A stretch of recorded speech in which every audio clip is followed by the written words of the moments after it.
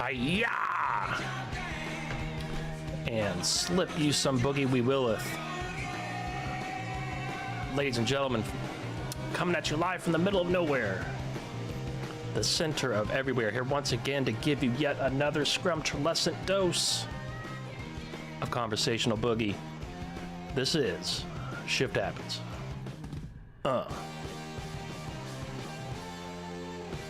Yeah, how's it going, folks? Sorry for the late start. And yeah, it's been a while. I think it's been just about a month since we've done a show. But hoping to get back to full time.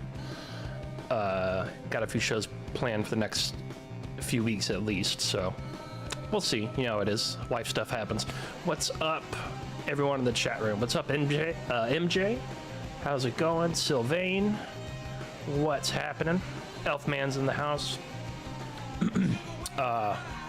Yeah, surprised you guys made it this early in the morning. Thanks for coming in, hanging out. So yeah, not much to say up front. It's been a pretty crazy month since we've been on the air. But today we're going to we've got Micah Dank here with us, and he's got a whole presentation for us that we're going to kick off with, and then whatever time we have left over, there's a couple other things we'll get to.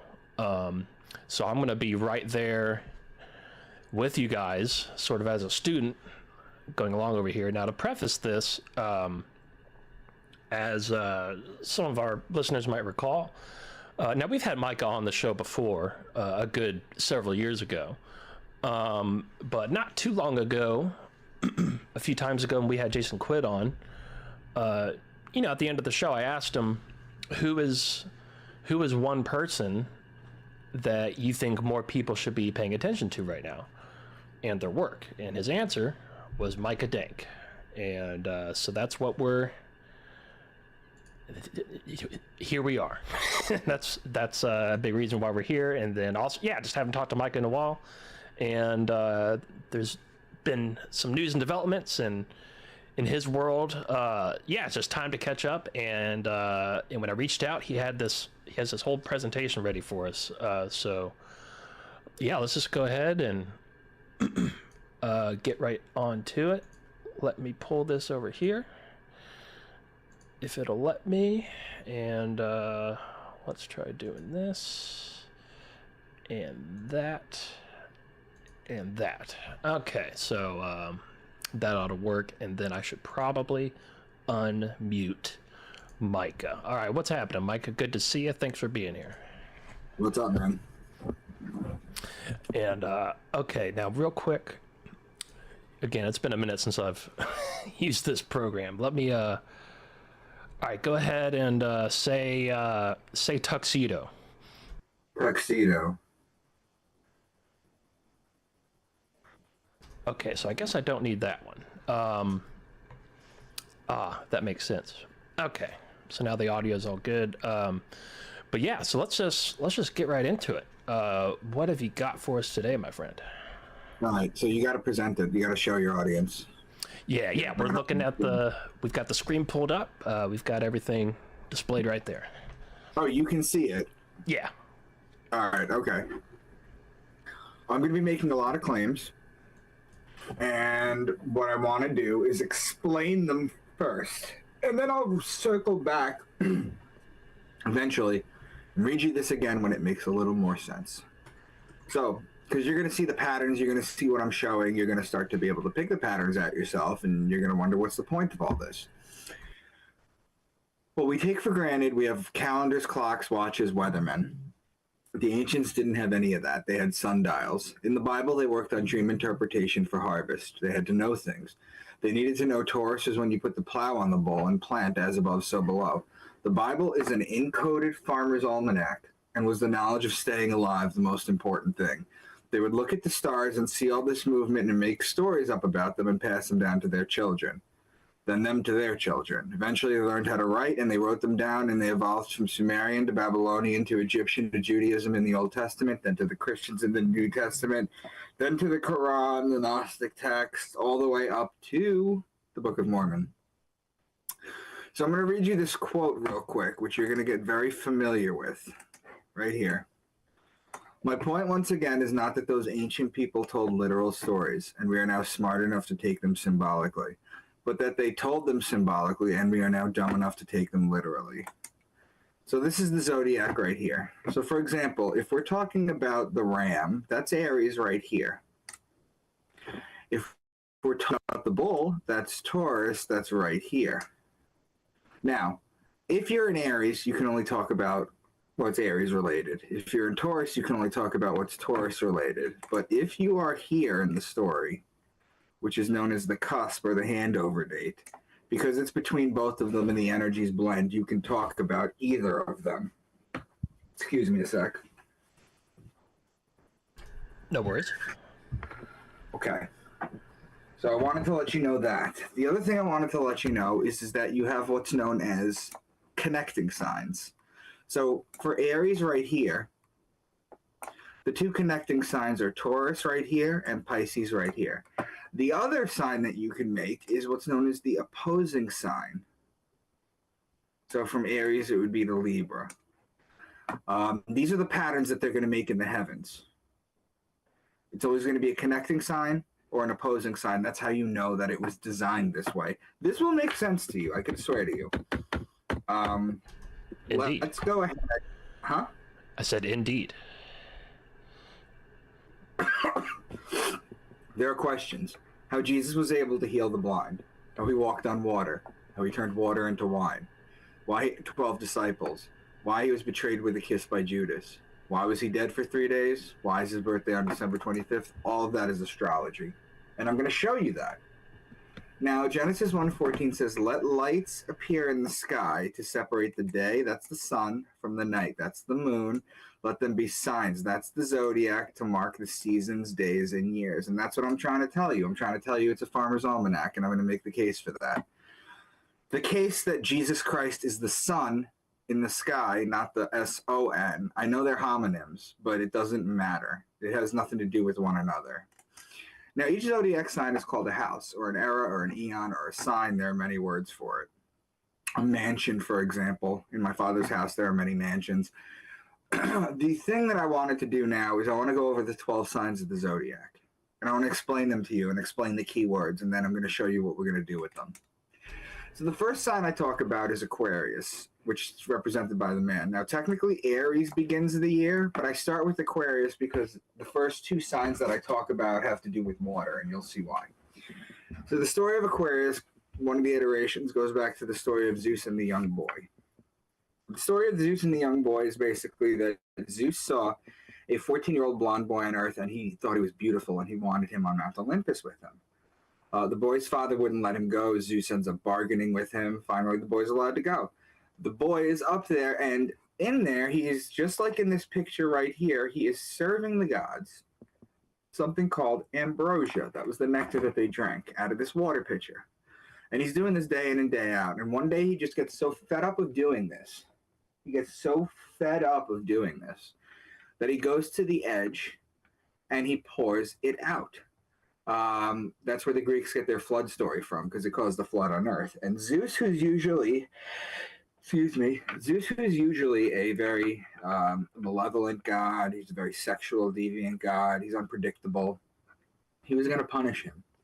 But instead of punishing him, he kind of reflects and he's like, I brought him up here, he shouldn't have been up here, he had a life down there, he was a young boy.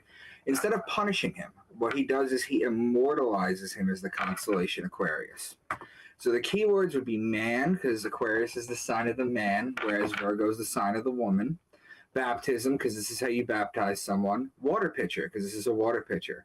Stream, river, pond, lake, ocean, and sea. Because Aquarius is an air sign in astrology. It's not a water sign. But because there's liquid right here, they use it to encode water because of the liquid here. Now, Pisces is the sign of the two fish in the water. So stream, river, pond, lake, sea, ocean. Pisces is a mutable water sign. So you'll notice that the first two signs I talked about are water. And the way that you talk about in scripture, whether it's Aquarius water or Pisces water, depends on the verbiage that they use. And I'll show you that. Aries is the ram, and in Aries you have March 21st, which is the spring equinox. It's a 12-hour day and a 12-hour night. There's also 3 different kinds of Passovers that occur. The first and the oldest is the astrological Passover. That's when the sun passes over the equator and starts to make its way up to its height in the summer solstice.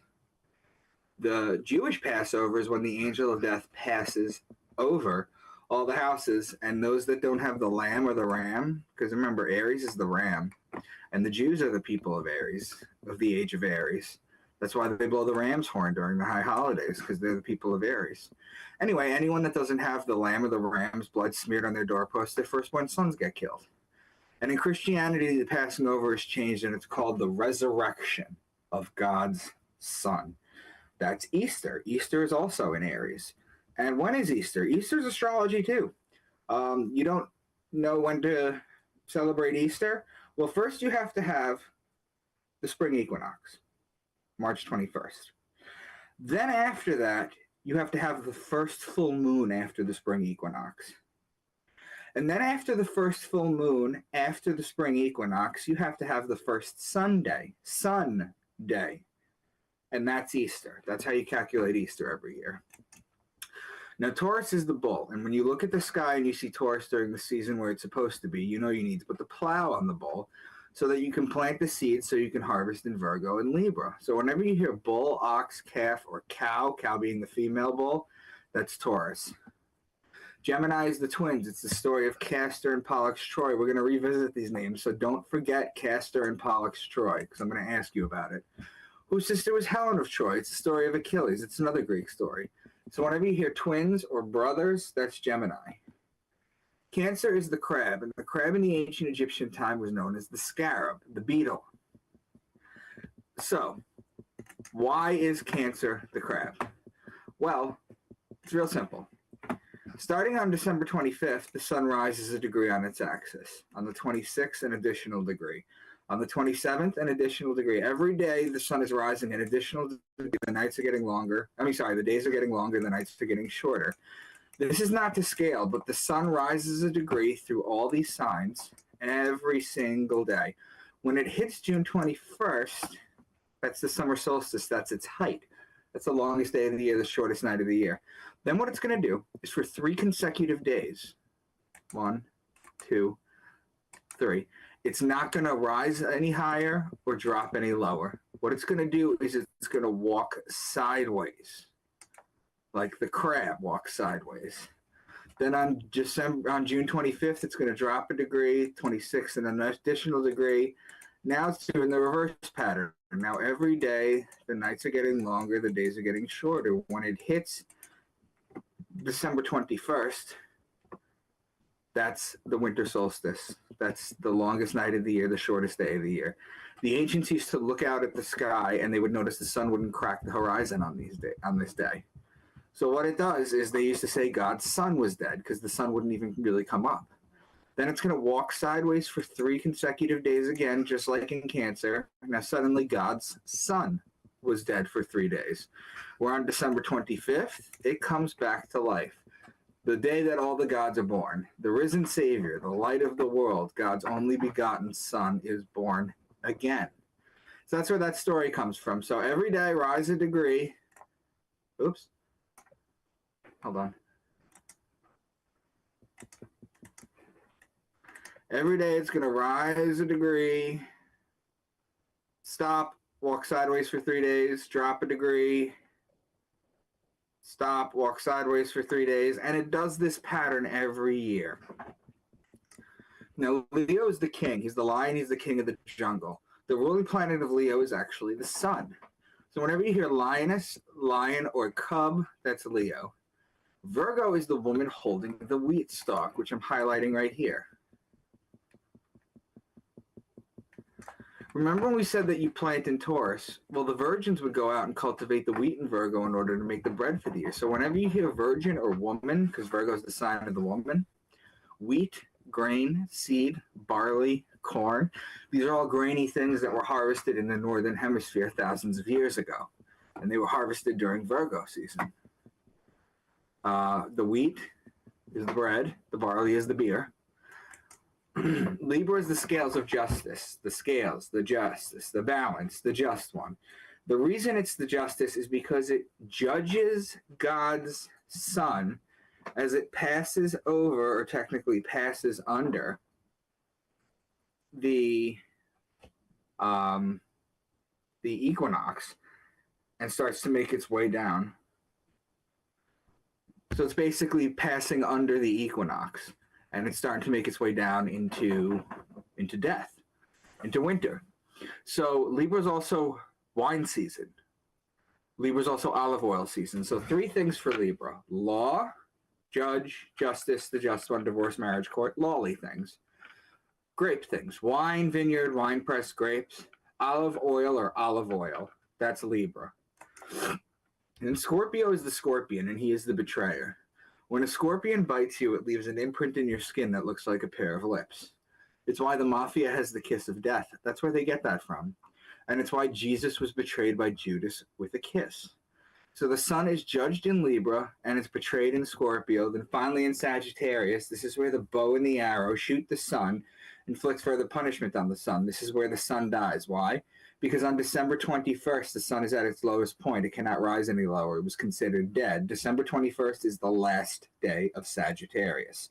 So this is the death. Sagittarius is the death. So whenever you're talking about horse, bow and arrow, or horseman, you're talking about Sagittarius. And then finally you have Capricorn, which is the goat. Now, if you start climbing a degree a day, every single day, alongside the zodiac wheel, like the sun does every single day, it starts the climb up what is known as the Great Mountain, which is known as the zodiac. And it starts the climb in Capricorn, the goat, because the goat is the best mountain climber that there is. So, those are the 12 signs. Do you have any questions based on that? I don't expect you to remember all the keywords, but I expect you to remember when I mention them, be like, oh yeah, he did say that, so you can follow along. Right. So do you have any questions? We do have one question from the chat. Elf is wondering about, how in some cultures originally there were 13 astrological signs, and what do you make of that? And does that... Yeah, we'll get into that. But basically, what you're looking at is... I need my pen. Hold on. Well, this is not working. Hold on. Okay. Right here, between Scorpio and Sagittarius, is the 13th sign called Ophiuchus. Ophiuchus is a man, if you can see me, holding a basket, and the snake is in the basket, and the snake is facing Sagittarius. So they're connecting signs. So in the scripture where it says, Dan will be like a serpent, that's Ophiuchus. And the serpent will bite the heel of the horse because it's facing Sagittarius, the man on the horse. So it'll bite the horse, and the rider will fall off. So that's just the astrology in there. It's the 13th sign. It's in Vedic and sidereal astrology. It's not in whole sign astrology, which is what we're doing here. Right. And isn't it sort of relatively, I mean, depending on how you look at it, wouldn't that 13th constellation be sort of a much smaller window than all the other ones? Or is it when you add it in and you change the couple of days that were done with the Gregorian calendar, it actually equals 13 equal months? I've kind of heard both. No, so Vedic sidereal. So this is Ophiuchus right here. Okay, right here. This is it right here. This little line right here. That's where it is. If you're using that, you have to use whole sign. So Virgo is actually a really large constellation. It would come out to about here. It's about a month and a half long. Scorpio is only 6 days long in Vedic astrology because it's the actual size of the constellation instead of a 12 equidistant pie. Okay. The best way I can describe this to you guys between the two astrologies is that, like, me and you, Gigi, are at a party, right? And we decide we're hungry. So we each get into an Uber and we're going to go to, like, Taco Bell or something. We have two separate Ubers. Now, the Ubers might take us completely different directions. They might not follow the same path. But we end up at the same place. And that's how these astrologies are. That you end up at the same place. Gotcha. And now one last question before you move on. Slightly unrelated, but you know, when it comes to the animals associated with the constellation, like specifically in Chinese, you know, the rabbit, year of the rabbit, year of the rat, the monkey, you know, but they're all based on real animals except the year of the dragon, which is me, by the way. What do you make of that? Do you think I'm at a point in my life where I believe dinosaurs were fake and dragons were real. Gotcha. And yeah, I'm not too far behind. So okay, yeah, I just wanted to hear exactly what you said. So yeah, I just wanted to get your read on that. So okay, Right. yeah, so let's So go. based on everything I just said, there are names for Jesus. Now remember, Jesus is the sun. As you can see, the sun is behind his head right here. It's not a halo. It's never a halo. In fact, any picture of Jesus that you find on the internet, whether he's a baby in the manger or he's an adult, right here, the sun is behind his head because they're telling you he's the sun. When the sun is in the sign Capricorn, the goat, he is the scapegoat of Israel. When the sun is in the man sign Aquarius, he is called the Son of Man. When the sun is in Pisces, the two fish, he is the fisher of men, and it's also why he feeds the masses with two fish. When the sun, or Jesus, is in Aries, he is the Lamb of God, or the Good Shepherd. Cancer, the scarab beetle, St. Augustine called Jesus the Good Beetle. When the sun is in Leo, he is the Lion of Judah. The lady holding the stalk of wheat, Virgo, he is born of a virgin, and he is called the bread of life. Libra is the scales of justice. He is known as the just one. I mean, these are all names that they're given to him in church that are all astrology, that they have no clue what they're reading. They have no clue what it is. So let's start going into scripture. Deuteronomy 32. I'm going to highlight the words. He gave them honey from the cliffs and olive oil from the rocky ground. He gave his people butter from the herd and milk from the flock. He gave them lambs and goats. They had the best rams from Bashan and the finest wheat. They drank the best wine made from the juice of red grapes. But Jeshurun became fat and kicked like a bull. So let me explain this one to you. No, hold on. All right, let me explain this one to you. This is the beginning of summer. This is Cancer. This is June 21st. This is the beginning of Cancer. In Cancer, there's a group of stars, a closely knit group of stars like I just showed, called the Beehive Cluster. So that's where the honey comes from. The Beehive Cluster, further back, was actually called the Manger. Now, if you go to its opposing sign right here,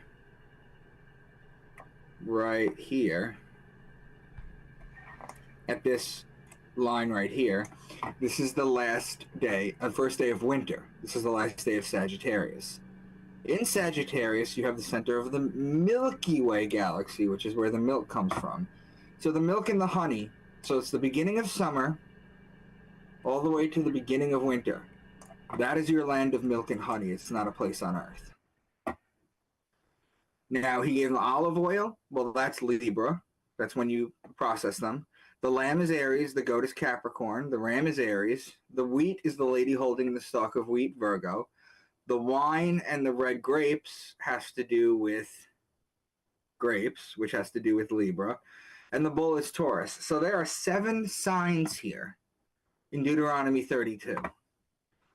So now that I've given an example of that, let me show you how you use the zodiac in order to tell stories. Jesus led his disciples to the Mount of Olives, so let's highlight olives, after his last Passover, so that he could teach them a few more things, pray, then wait for Judas to betray him. While walking to the Mount of Olives, he gave the parable of the true vine. So, Passover takes place in Aries right here, where right after that, he walks to the Mount of Olives. Well, olives are Libra. That's the opposing sign. That's right here. So there's a pattern right there. Now, there's teaching a few more things, pray, then waiting for Jesus to betray him. Who's the betrayer? Well, that would be Scorpio, the next sign over right here. But they said they're waiting for the betrayal. He didn't betray him yet, so get rid of that. You're still in Libra. While you're in Libra, which is law, wine, and olive, remember, he gave the parable of the true vine, which has to do with grapes. So you have an opposing sign, and then you have a connecting sign, but you're not there yet. So this is how they begin to tell stories through the zodiac. Revelation 4:7, the first living creature was like a lion. The second was like an ox. The third had a face like a man. The fourth was like a flying eagle. The first living creature was like a lion, that's Leo. The second was like an ox, that's Taurus. The third had a face like a man, that's Aquarius. The fourth was like a flying eagle.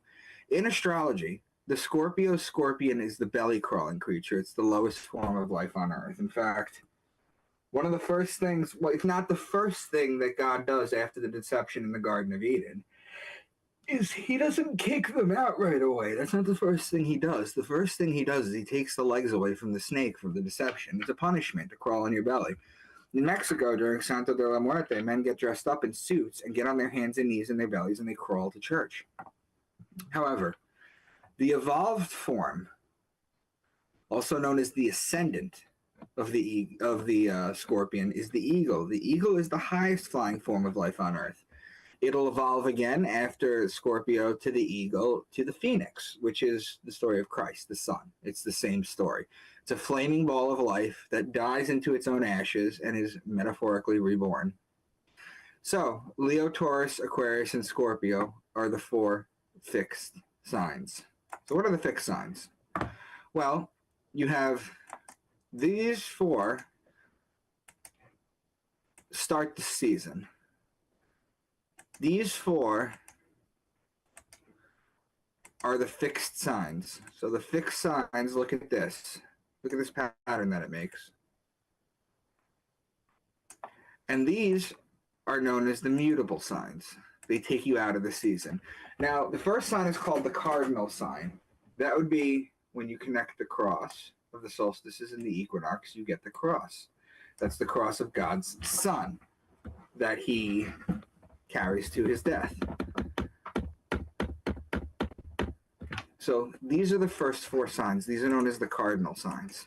That's why there's cardinals in church. If I were to break down any one of these 12 signs, you are allowed to break them down into 3 10-day segments called deacons, which is why you have deacons and cardinals in church. So the first sign that I've outlined here is the cardinal sign. These are the fixed signs: Leo, Scorpio, Aquarius, and Taurus. The reason they're fixed is because if you look at it, there's 12 zodiac signs and there's 4 seasons. So this is summer, this is fall, this is winter, and this is spring. The fixed signs are in the middle. They're the second out of third. So that's why they're fixed, because they're fixed in the season.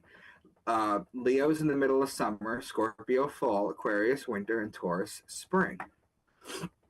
So if we read this again, the first living creature was like a lion. The second was like an ox. The third had a face like a man. The fourth was like a flying eagle. I mean, it's literally just making this pattern in the sky. It's not going to be a real thing that actually comes down onto Earth. In Ezekiel 10:14, each of the cherubim had 4 faces. One face was that of a cherub, the second the face of a human being, the third the face of a lion, and the fourth the face of an eagle. In my second or third presentation with you, because I'm going to have to cut this in half, in my second or third presentation with you, I'm going to show you Ezekiel's wheel, and I'm going to show you how this all works. So Revelation 12, a great sign appeared in heaven, a woman clothed with the sun, with the moon under her feet, and a crown of 12 stars on her head. She was pregnant and cried out in pain as she was about to give birth. Then another sign appeared in heaven, an enormous red dragon with 7 heads and 10 horns and 7 crowns on its head.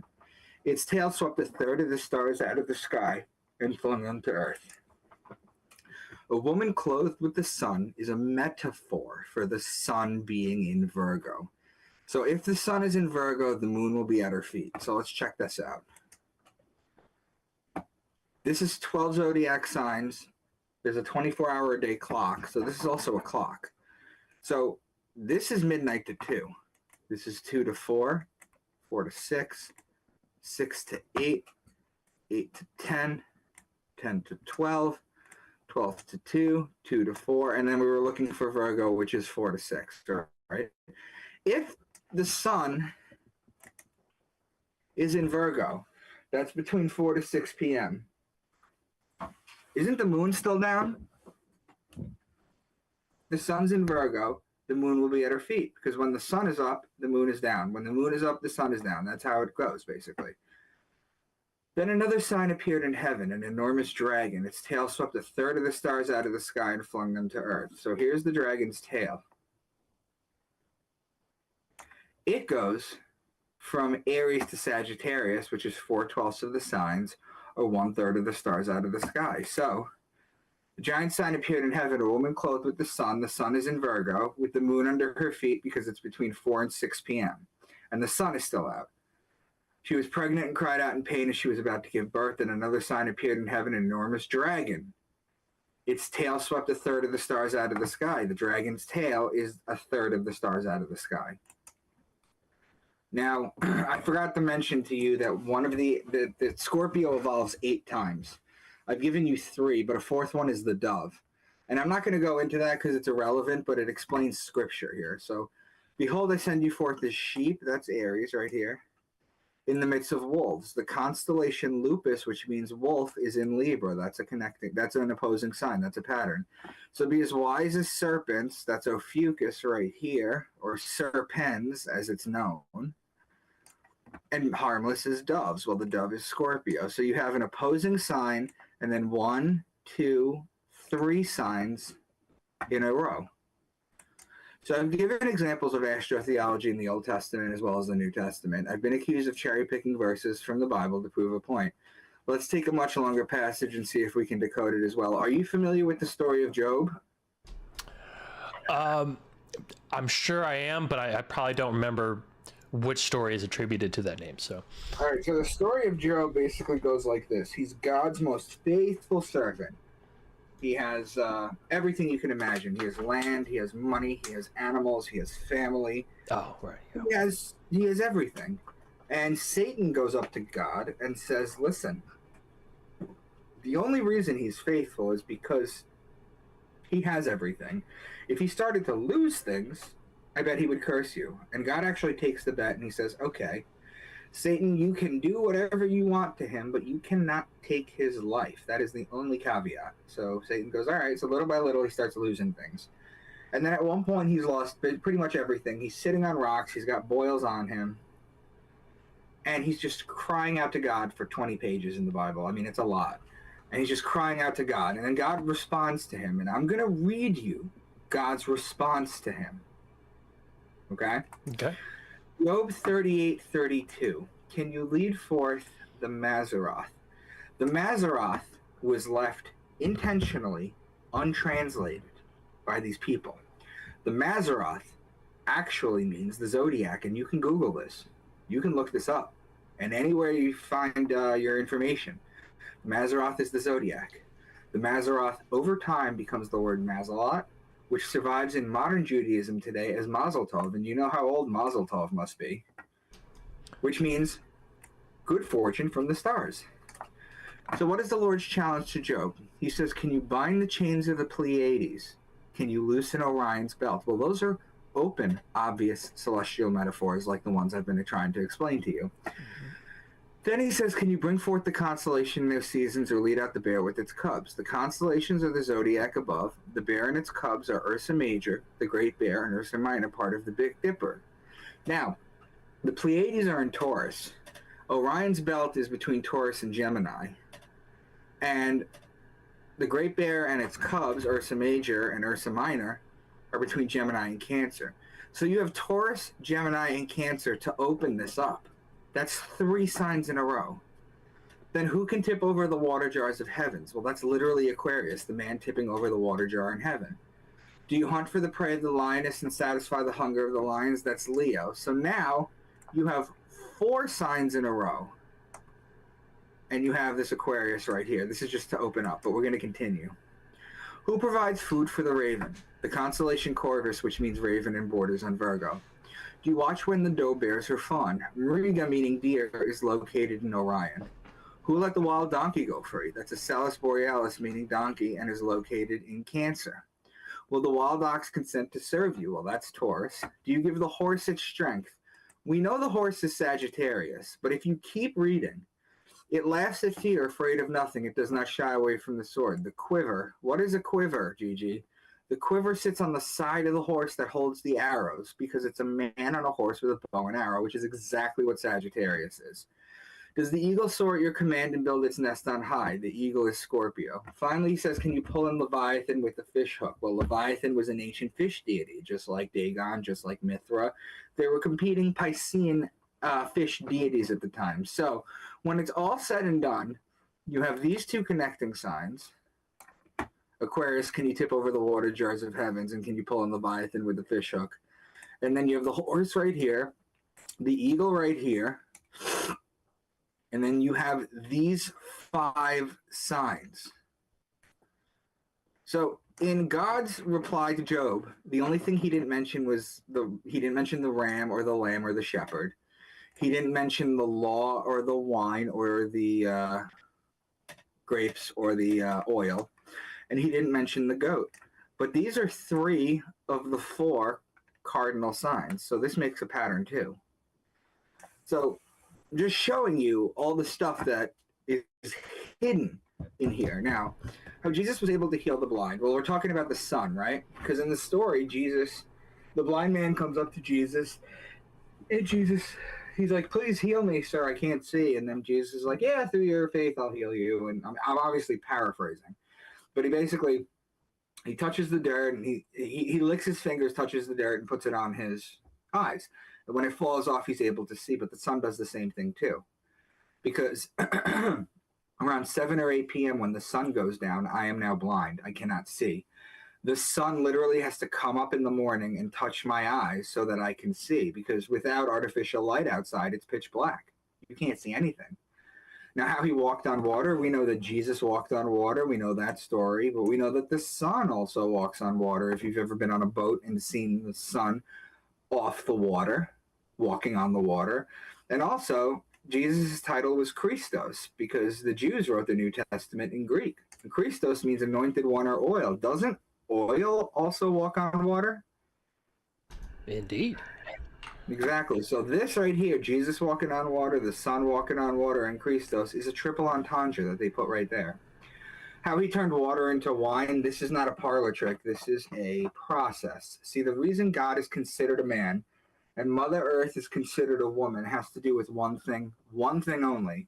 And that thing is the rain. It's the sacred fluid. In Hebrew, the word is shemen. We get the word semen from it. It's the sacred fluid. What happens is God's rains, or God ejaculates onto Earth. And Mother Earth, through her belly, through the water, things start to grow. Food, trees. It feeds all the animals. So what happens is you have Taurus. April showers bring May flowers. That's Taurus. As above, so below. You see the bull you plant on Earth with the bull. And April showers bring May flowers, and then it rains and it rains and it rains after you plant the grape seeds. And then in Libra, you're able to pick the grapes and turn them into wine. That's how you turn God's water into wine. Why he had 12 disciples? Let me show you that one. I need another one of these.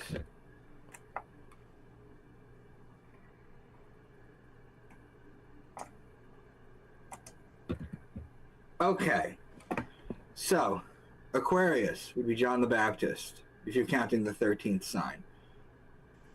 This is the man going around baptizing people. Scorpio is Judas. He's the betrayer, just like the scorpion. betrays with a kiss. This is Judas. Libra is James, who's known as the Just One. Gemini would be Thomas Didymus, because Ta'om in Hebrew, or Tom, means twin. Didymus in Greek means twin. So there are your two twins, twin, that's Gemini. And these are just 4 examples, but each one of these zodiac signs represents one of the disciples. And there's stories like them all along. In Pisces here, Simon Peter. See, Michael goes to Mike, Thomas goes to Tom. All these nicknames make sense, but Simon to Peter doesn't make sense unless you understand astrology. Simon's job was a fisherman, and the fish is Pisces. So we know it's Pisces. But the ruling planet of Pisces is Jupiter, or Jew-Peter. That's why they call him Peter. So that's just 5 examples that I wanted to share with you. Now, why was he betrayed with a kiss by Judas? We went over that. Why was he dead for 3 days? We went over that. Why is his birthday on December 25th? We went over that. Now, this science only works for people in the northern hemisphere, and there's a reason for that. The Egyptians, Jews, Christians, and Muslims are all based out of the northern hemisphere. For example, June 21st, the summer solstice is actually the winter solstice in Australia and New Zealand, much of South Africa and South America. So I went over the calendar with you guys. Taurus is when you plant, right? That's in the northern hemisphere. In order to know when you plant in the southern hemisphere, you just go across the zodiac. So Taurus's opposing sign is Scorpio. So Scorpio is when you plant in the southern hemisphere. Excuse me. Virgo is when you cultivate the wheat. But its opposing sign is Pisces. That's when you do it in the south. So I hope that makes sense. Yeah. But it's not. It doesn't stop there. It's not just random passages in the Bible that can be decoded this way. We're going to go through the entire book of Revelation to show how deep this runs. So now, we did the book of Job, and now I'm going to show you the book of Revelation. Now, this is the 4-headed creature, the lion, the ox, the man, and the eagle. So we did this already, so I'm going to skip it, okay? Mm-hmm. Revelation 5:5. Then one of the elders said to me, "Do not weep. See, the Lion of the tribe of Judah, the root of David, has triumphed. He is able to open the scroll on his 7 seals." Well, the ruling planet of Leo, or the lion, is the sun, which is Christ. So that's why he's able to open the seals. I watched as the Lamb opened the first of the 7 seals. Then I heard one of the 4 living creatures, which is the 4 fixed signs that I just went over with you before in Revelation 4:7, say in a voice like thunder, "Come." Well, the Lamb has to open the first seal. Do you know why? Because Aries begins the year. So Aries begins the year, so the Lamb opens the first seal. Then I heard one of the 4 living creatures, the 4 fixed signs, saying a voice like thunder. In Hebrew, the word for thunder translates to voices. So that's why they put that there. Revelation 6:2. I looked, and there before me was a white horse. Its rider held a bow. I mean, it's so obvious right there. Who's the white horse? Who's the horse and the bow and the rider? It's Sagittarius. Then I heard what sounded like a voice among the 4 living creatures, the 4 fixed signs, saying 2 pounds of wheat for a day's wages and 6 pounds of barley for a day's wages, the bread and the beer. That's Virgo. And do not damage the oil and the wine. Well, the oil is Libra and the wine is Libra. Guess what? That's 2 examples of Virgo and 2 examples of Libra. Those are connecting signs. I watched as he opened the 6th seal. There was a great earthquake. The sun turned black like sackcloth made of goat hair. The whole moon turned blood red. So they mentioned the goat and the moon right next to each other. And there's a reason that they did that. It's because at the top of the zodiac wheel, you have Cancer, whose ruling planet is the moon. Its opposing sign is Capricorn, the goat. So that's why they did that. Then I heard the number of those who were sealed, 144,000 from all the tribes of Israel. That's Revelation 7:4. Now there's people out there that believe that only 144,000 people get to go see God. And when you understand this passage, you understand that they're correct, but it's not for everyone. Yeah, that's what they call critical mass. Right. Yeah. But check this out. There are 7 chakras. The root has 4 petals, the sacral has 6, the solar plexus has 10. The heart has 12, and the throat has 16, which equals 48. The third eye chakra is represented by 96 and only has 2 petals because it's 2 times as powerful as the lower chakras. So 48 times 2 is 96. The crown chakra is 1,000 times more powerful than the lower 6 chakras. When you add the lower 6, you get 96 plus 48 equals 144. You times that by 1,000, you get your 144,000. What it's trying to tell you is when you've activated all your chakras, that is when you get to go see God. It's not a limited amount of people. It's whoever can do this. Yeah, and isn't 144 hertz a very significant and specific frequency? 144 is, what was it, 144 12 times 12? That's a good question. My brain is not in math mode right now, but let's figure it out. Yes, it is. It is. Right. Yeah. Okay. Yeah. So, now real quick, obviously, if you guys are listening on Spotify or Spreaker or whatever, obviously we're doing a visual thing here. So you're going to want to go to YouTube and watch what we're doing. Now, so this might be too early for this question, but as we've seen here with this presentation, and also through folks like Jason Quitt, it's when you're reading these passages, throughout these books, it's once you understand, we're basically we're deciphering a code here, and we have the reference, which is the zodiac, and we're able to decipher what's being said. And kind of like you said earlier, like it's written in symbolism or what have you, and we're dumb enough to take it literally, right? Once you see all these key words and how they match up, it's very clear, like, oh, that's what this is. He's not just randomly talking about a goat and a guy with a bow and arrow, like that has no context in the literal version of what they're doing, or hardly any. This is clearly what's happening in these works, is they are conveying messages using this sort of encrypted zodiacal language, right? So with that very well established, like that's what's happening. Now that we're looking at it through that lens, I'm imagining you're going to be getting to this, but in general, when people point stuff out like this, like there's millions of examples, and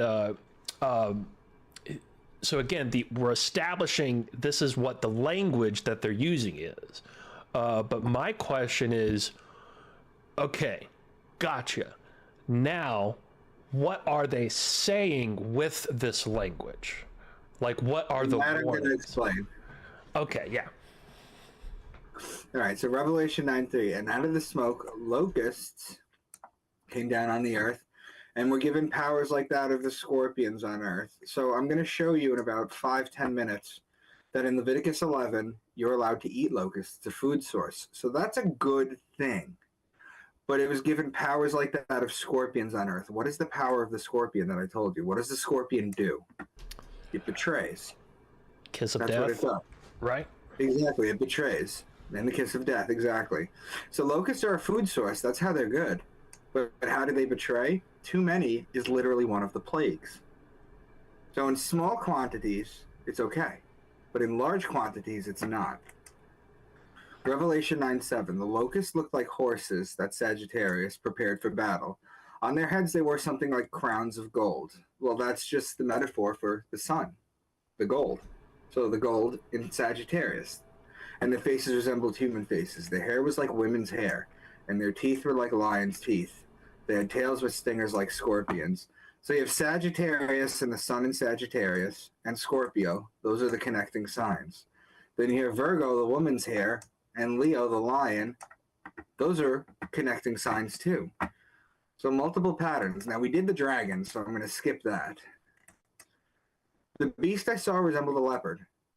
but had feet like those of a bear and a mouth like that of a lion. So there's a constellation in Gemini called Camelopardalis, which is a combination of two words. Camelos, which means camel, and pardalis, which means leopard. The camel leopard, which was the original name for the giraffe, Camelopardalis. Huh. That's in Gemini. So the bear is Ursa Major, that's in Cancer, and the lion is in Leo. So the beast I saw resembled a leopard, but had feet like those of a bear and a mouth like that of a lion. So you have Camelopardalis in Gemini, Ursa Major in Cancer, the lion is Leo. That's 3 signs in a row just in this short passage. Then I saw a second beast coming out of the earth. It had 2 horns like a lamb, that's Aries, but it spoke like a dragon. Well, the beginning of the dragon is in Aries, so this one is literally just talking about Aries.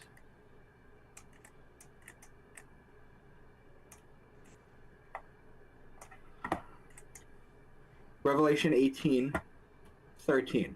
Cargoes of cinnamon spice of incense. I didn't mention this to you before, but myrrh and frankincense that the wise men bring they're actually olive plants. So the olives are Libra, the wine is Libra, the olive oil is Libra. So this entire line is Libra. The fine flour and wheat, that's Virgo. Those are connecting signs, Virgo and Libra. The cattle is Taurus, the sheep is Aries. Those are connecting signs. The horse is Sagittarius. I mean, it's just everywhere. Yeah, and it's so once you understand this deciphering and you're reading it this way, I mean, it's impossible to go back to thinking that this was written literally. Like, there's that's just not even an option now. You know what I mean? I'm sure there's some literal moments here and there, but the overarching point of this existing is clearly to convey messages through this means. Right. So my point once again is not that those ancient people told literal stories and we are now smart enough to take them symbolically, but that they told them symbolically and we are now dumb enough to take them literally. It's true. Yeah. So I'm gonna do a deep dive into the book of Matthew, and then I'm gonna show you a couple more things, and then I think that's gonna be the end of the first half of the presentation. All right. Okay, so Matthew 3:2, repent of your sins and turn to God, for the kingdom of heaven is near. Each gospel begins at one of the 4 major points of the zodiac. That's the summer solstice, the fall equinox, the winter solstice, the spring equinox. Remember, when you connect them, they form the cross of God's Son that he carries with him all the way to his death, which is right here in Sagittarius. The kingdom of heaven is Leo, whose ruling planet is the sun, or Christ. This is the only sign the sun rules over. The closest of these 4 points to Leo is here, Cancer. So this is June 21st. That's where the gospel starts. This is the cusp, or the handover date between Cancer and Leo. It is the beginning of the kingdom. Matthew 3:4 says, John's clothes were woven from coarse camel hair, and he wore a leather belt around his waist. For food he ate locusts and wild honey. If we take the most famous drawing of the man, which is Leonardo da Vinci's Vitruvian Man, and superimpose it onto the zodiac, we can make sense of this. However, you can use a stick figure. It doesn't have to be the Vitruvian Man. So look, here's the mouth right here in Cancer, right? And here's the beehive cluster. And that's where the honey comes from. So he's eating the honey. And in Leviticus 11, which I told you we'd get to, all flying insects that walk on all 4 are to be regarded as unclean by you. There are, however, some flying insects that walk on all 4s that you may eat. Those that have jointed legs for hopping on the ground. Of those you may eat any kind of locust. So there it is. Katydid, cricket, or grasshopper. So this is why he's eating locusts and wild honey. Now,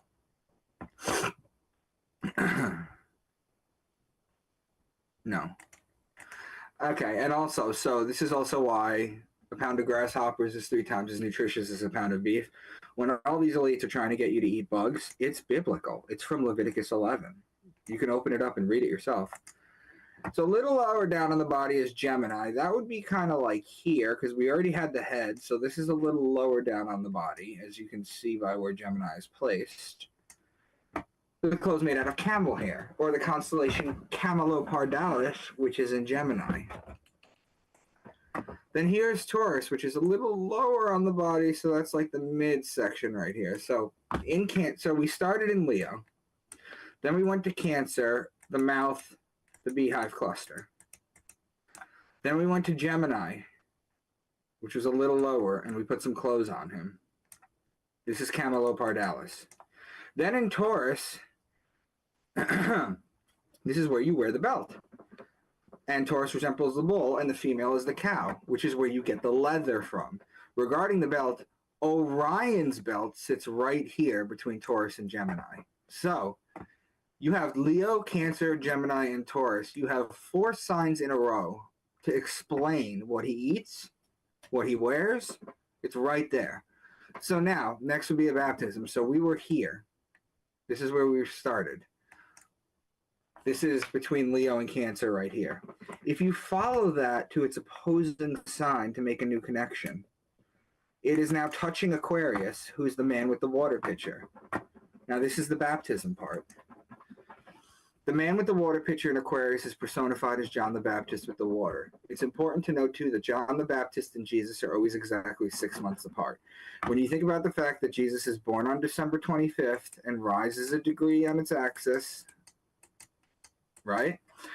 That would mean that John the Baptist is born on June 24th and decreases a degree a day, which is why in John 3:30 he famously says, John says, he must increase, but I must decrease. It's also why St. John's Day is exactly 6 months to the day of the birthday of Jesus. You can open up any Catholic calendar. So the next story is the temptation of Jesus. So we were here for the baptism. Now we're going back here because this is where we started. So this is simple, actually. This is the day of July 24th. Well, this is simple. He's tempted by the devil for 40 days in the desert.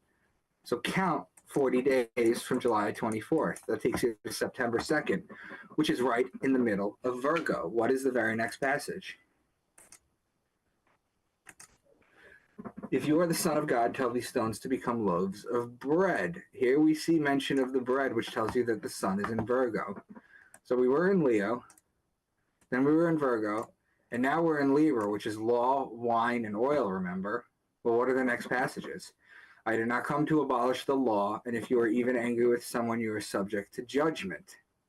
So we went 4 signs this way, and we went 3 signs this way.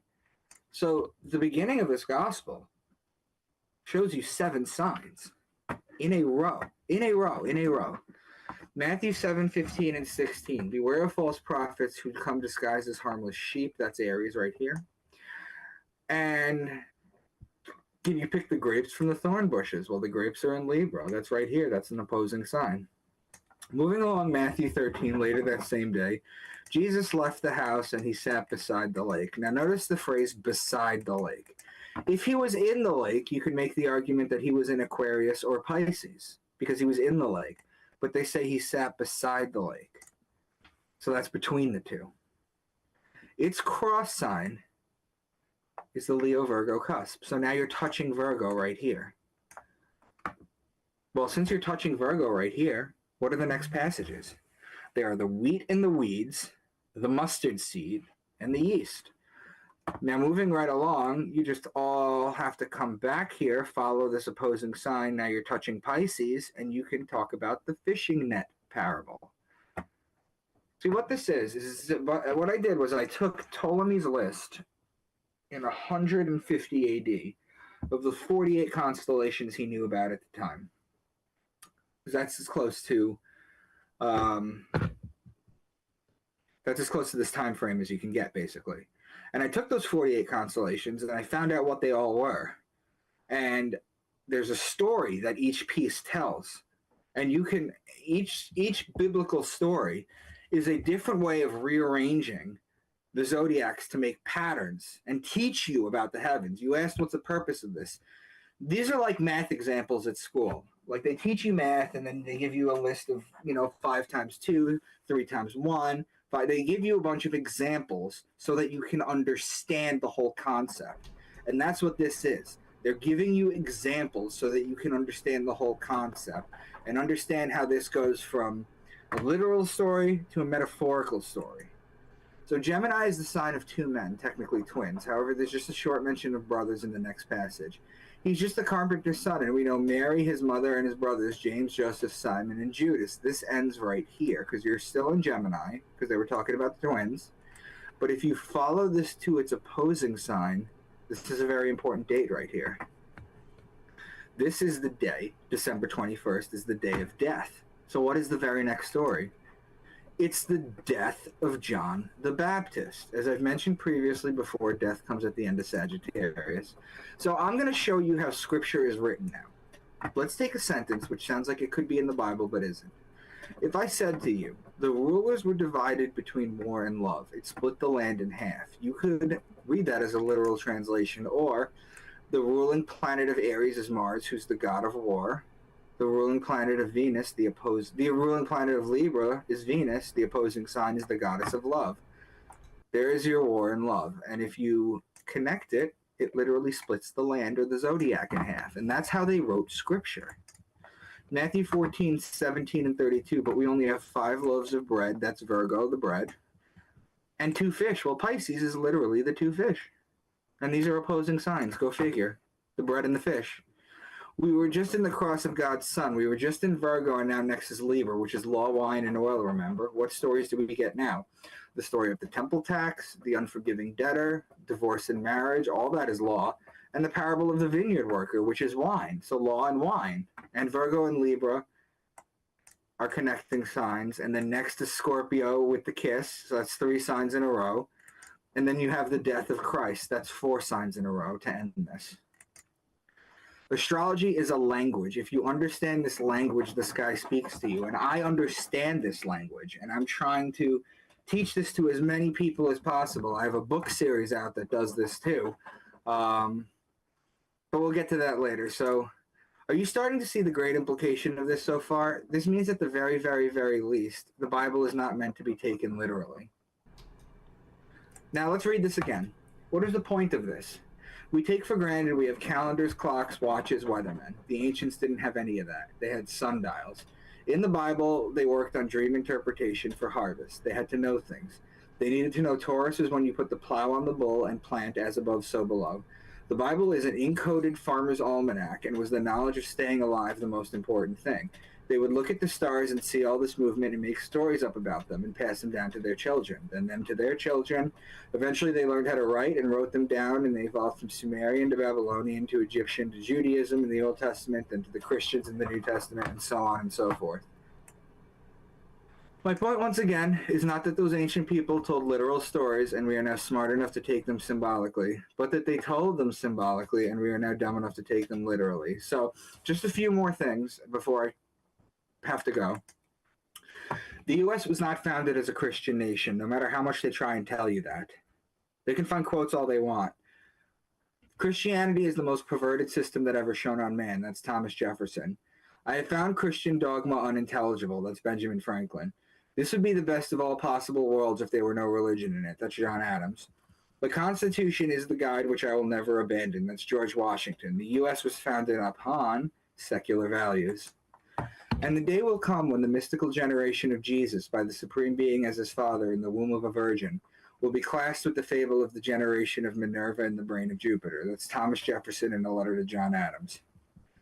What influence, in fact, have Christian ecclesiastical establishments had on civil society? In many instances, they have been upholding the thrones of political tyranny. In no instance have they been sent as the guardians of the liberties of the people. That's James Madison. The purpose of separation of church and state is to keep forever from these shores the ceaseless strife that has soaked the soil of Europe in blood for centuries, James Madison. And probably the most controversial one, Thomas Paine, written 250 years ago. The Christian religion is a parody on the worship of the sun, in which they put a man called Christ in the place of the sun and pay him the adoration originally paid to the sun. So let me show you how this is used against us in society. Why do they always crash the stock markets in Libra? They do. The Panic of 1907, October 1907, Teddy Roosevelt, he was a Republican. Wall Street crash of 1929, that's a handover date to Scorpio, October 24th, 1929. Herbert Hoover, he was a Republican. Black Monday, October 19th, 1987, Ronald Reagan, he was a Republican. Friday the 14th mini crash, October 13, 1989, George H.W. Bush, he was a Republican. The stock market downturn of 2002, October 9th, 2002, George W. Bush. He was a Republican. 10% in most of the world's indices dropped. October 24th, 2008, crash. Handover date to Scorpio, George W. Bush, Republican. You seeing a pattern here? Very interesting. Yeah. Yeah. Very interesting. So there's a chance we're in October now with a Republican in. There's a chance with all this unstableness that there very well could be another crash. Yeah. Roman Catholic Catechism 2116. All forms of divination are to be rejected. Recourse to Satan or demons, conjuring up the dead, or other practices falsely supposed to unveil the future. Consulting horoscopes, astrology, palm reading, interpretation of omens and lots, the phenomena of clairvoyance, and recourse to mediums all conceal a desire for power over time, history, and in the last analysis, other human beings, as well as a wish to conciliate hidden powers. They contradict the honor, respect, and loving fear that we owe to God alone. Why would the Roman Catholic Church, if there's so blatantly astrology in all these books, tell you that astrology is evil and ban it for you? Yeah, I mean, they've essentially hijacked this, these writings and sort of made sure everyone forget how to read them symbolically. And I mean, I guess that's probably the best word, is they hijacked it and sort of repurposed these words, which for some reason, as long as back in history as you can think, think about it, like you go to a hotel, there's a Bible in the desk drawer, right? Like there seems to be some unspoken rule that this language, these words have to be readily available. Like there's some rule where you can't hide this. So they can't hide it directly, but they can hijack it and repurpose it. That way they're not breaking the rule, but they might as well have in all intents and purposes for what they're doing with it. It's a very clever way to distract, make people forget, and a lot of Jason Quitt's work is showing a lot of the same stuff, although he sort of leads with Egyptian culture and history, and gets into a little bit of this side of things as well. But yeah,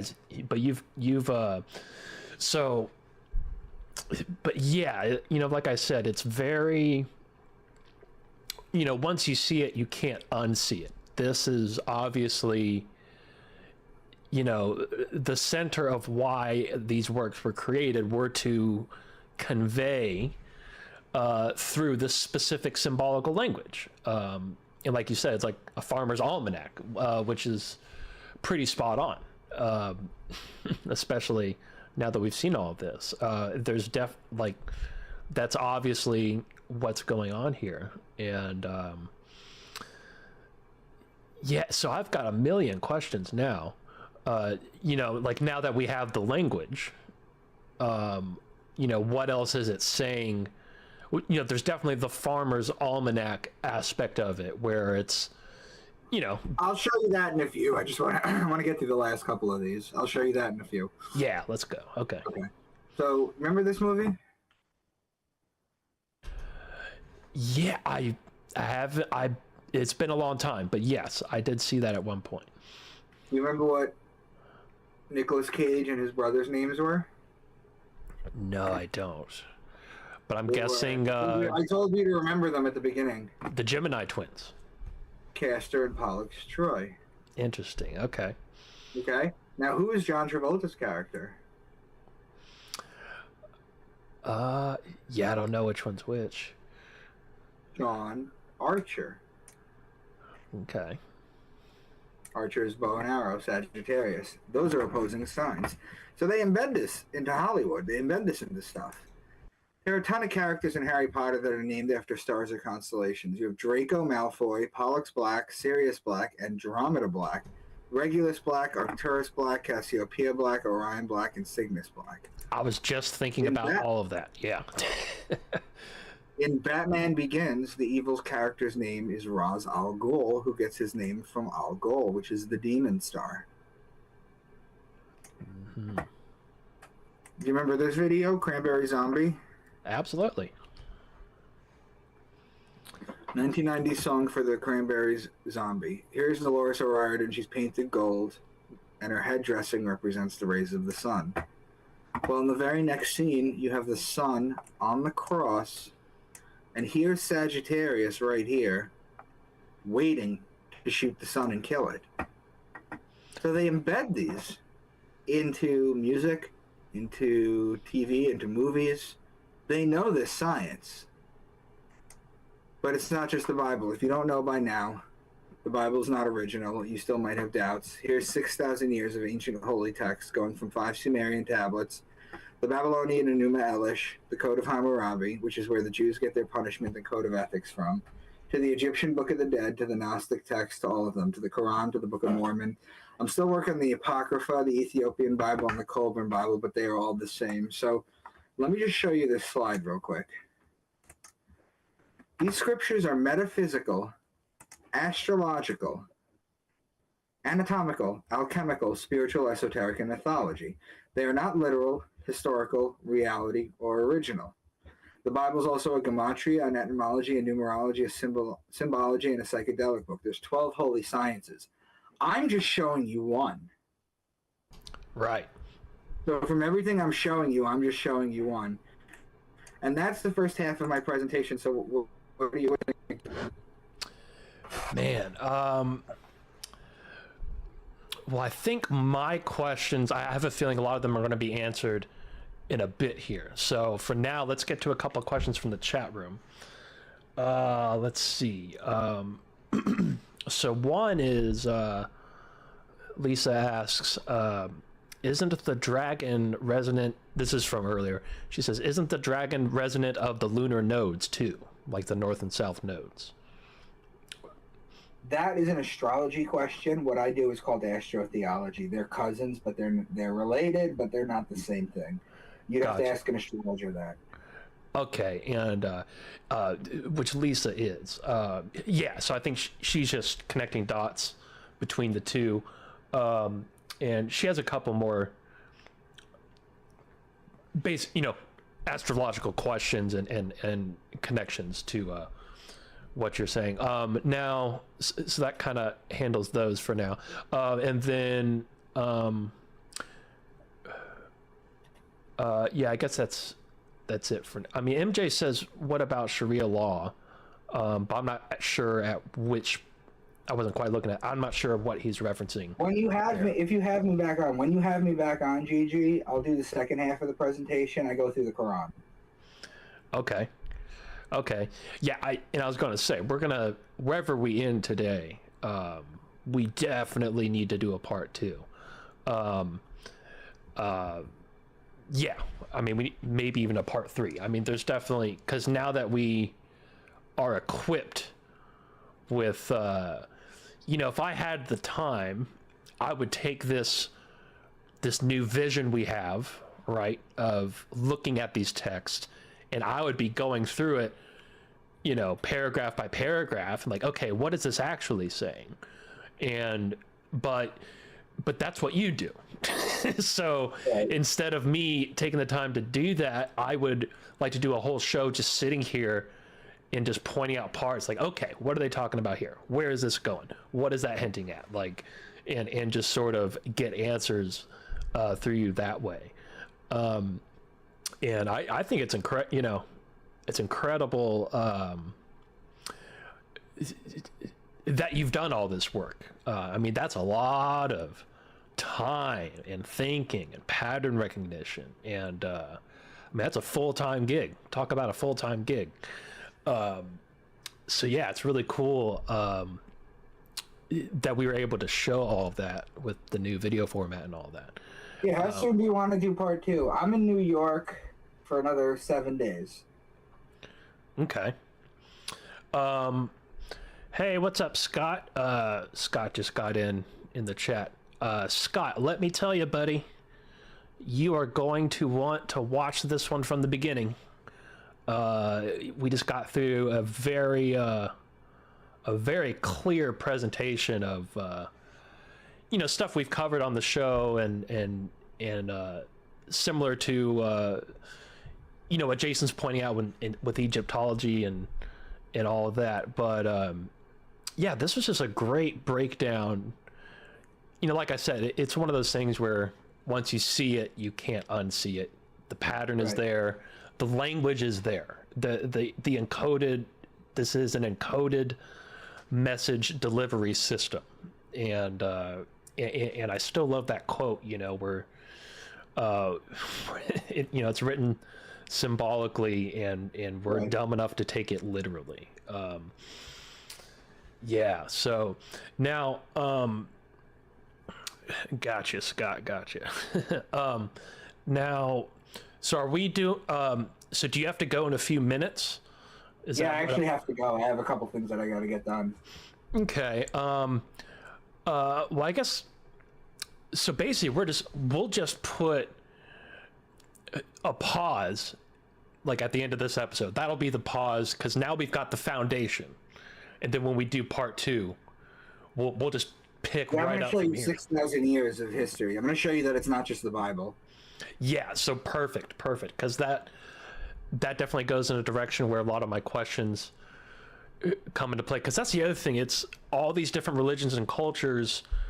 They're all obviously trying to describe the same thing. They're looking at it from different perspectives and different cultural perspectives, and different ideas as to why, but they're all trying to talk about this connection, the same source, and the same how to access it. They have different ideas of how to connect with it and what it is, but that thing, that's what everybody's talking about. As far back as history goes, that's why you have shared stories from Gilgamesh that are in the Bible, and literally like everything else. There's all these. The flood pops up in every single tradition ever, So, and yeah, you find all of these.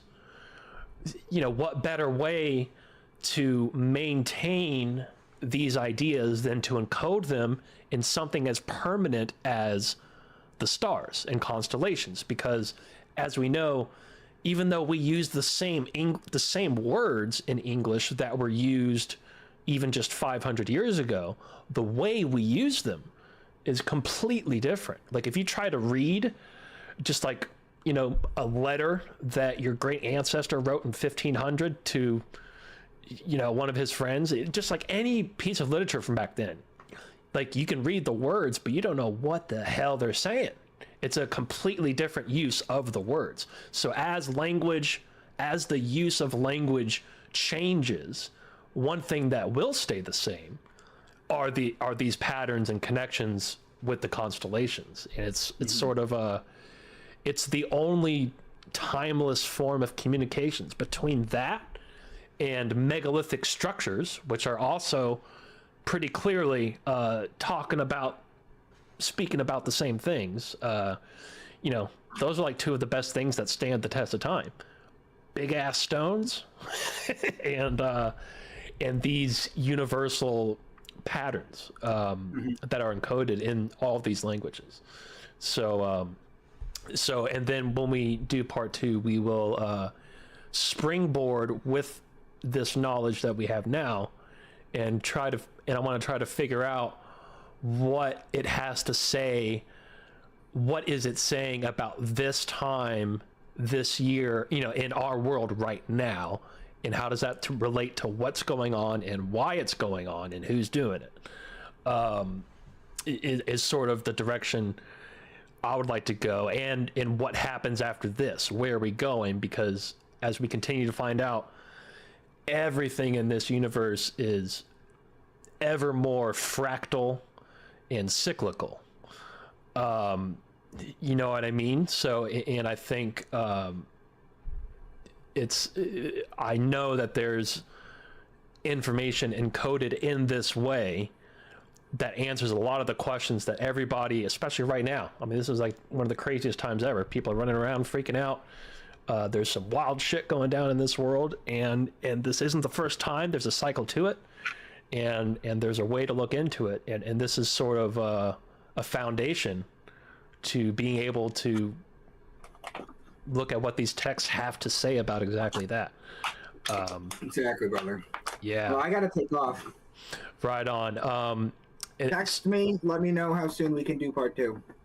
Yeah, for sure. Definitely within the next week or two. Okay. We'll just, in whatever day or time that works for both of us, we'll just do it, just like we did today. So. Perfect. All right, brother. Well, thank you for having me on. I hope you guys all think. I'm on social media, guys. Micah Dank on Facebook and Instagram, and at Real Mr. Dank on Twitter or X. My website is debunkmywork.com, which has all of this. It has my books and everything. If you guys want to reach out, that's fine. But thanks, Gigi. Let's talk soon, okay?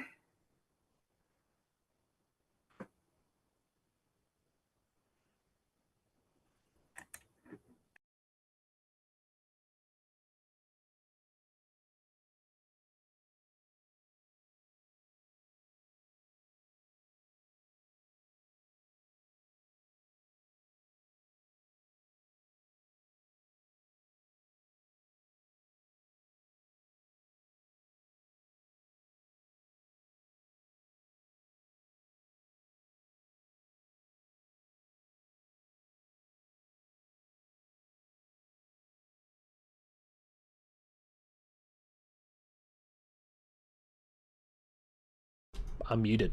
Good. Yep. Gotcha. But yeah, so, a lot of common patterns here. A lot of Jason Quitt's work is very similar in this regard, pointing out these same, patterns as they relate to the constellations and this sort of encoded way of communicating. Yeah, I gotcha. Well, yeah, I wonder how did that button get pressed? I don't remember doing that, but yeah, I'm back now. Yeah. But yeah, it's really interesting. More and more people are, there's obviously people that have known this stuff, that have known about the language, and the real essence of it forever.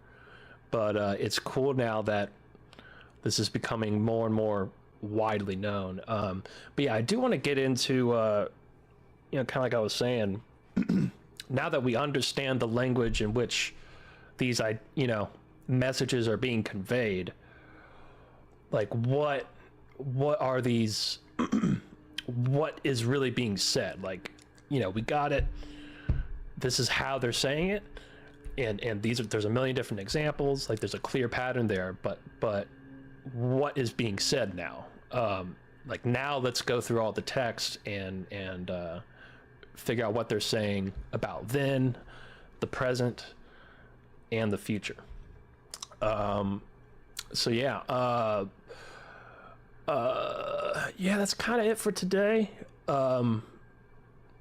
Just wanted to get that first part done, and yeah, originally we were gonna, me and Micah's schedules are just simply not super compatible. So we found a little bit of time this morning that we could do this. So we did, he had a whole nother half prepared, and so that's why we're gonna do a part 2. That might be next week, or it might be the week after. But I think next week we're gonna do a proper Friday night scheduled show, and the next part with Micah is it's not going to be on a Friday night, I'll tell you that. So I'll keep you posted on that. And again, to stay up to date with everything we're doing, the best place is Twitter, just at Shift Happens Pod. That's where we post all the updates, whether we're doing a show or whether we aren't, or when we're doing it. All of that information is there. And then also the website, shifthappensradio.com. That you can get all the audio replays there, and download them right from there, on Spotify also. But yeah, as far as like keeping up with what's happening with this inconsistent show that we call Shift Happens, Twitter is where you can sort of stay informed on that. And that's about it for me. If you guys could do me a favor and hit that like button down there, unless you didn't like it. And if you're not subscribed already, that'd be cool.